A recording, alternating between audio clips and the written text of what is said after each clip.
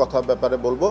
তো ২৬ তারিখ থেকে আমাদের প্রচার প্রচারণা শুরুর পর থেকেই আজ পর্যন্ত যতগুলো আচরণবিধি সংক্রান্ত নোটিশ আমরা পেয়েছি, টাস্কফোর্স পেয়েছে, সবগুলোই আমরা অ্যাড্রেস করেছি। আমরা এটি কোনোটা আমরা মৌখিক টেলিফোনের মাধ্যমে সতর্ক করেছি, কোনোটা আমরা লিখিত আকারে আমরা তাদেরকে সতর্ক করেছি, এবং আমরা দুটো একেবারেই শাস্তিমূলক ব্যবস্থা আমরা গ্রহণ করেছি। তো এই ইনফরমেশানগুলো আপনারা জানেন। টোটাল যদি বলেন যে কতগুলো আবেদন এসছে এবং সেগুলোর ব্যাপারে আমি বিস্তারিত আগামীকাল জানাবো।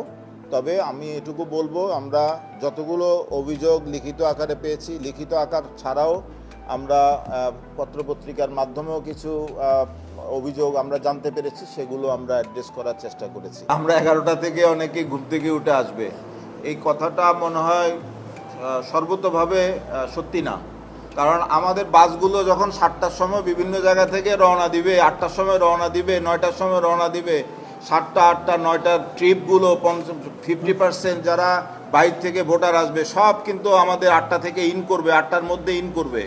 সুতরাং এদের ভোটিং কাস্টিং করতে করতে যারা হলে ঘুমিয়ে আছেন তারা যদি 11টার সময় আসে আমাদের কোনো সমস্যা হবে না, ভালো হবে। সুতরাং যথেষ্ট ট্রিপ বাড়ানো হয়েছে, আর আমাদের ছাত্রছাত্রীরা যেভাবে খুশি সেভাবেই ভোট দিতে পারবেন, আরাম করে এসে ভোট দিতে পারবেন। শাটল সার্ভিস থেকে শুরু করে দূরবর্তীদের জন্য বাস সার্ভিস থেকে শুরু করে সব কিছুই আমরা এনশিওর করছি।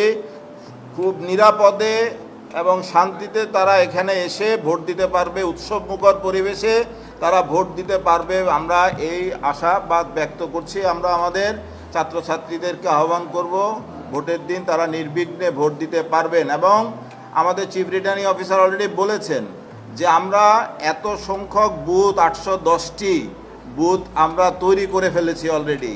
সুতরাং আমরা যে টাইমটা আগে বলেছিলাম 8 মিনিট, এখন 10 মিনিট ধরেও ভোট দিলেও আমাদের এই 4টার মধ্যে, তাও আবার 40,000 ভোট সবগুলো কাউন্ট করে।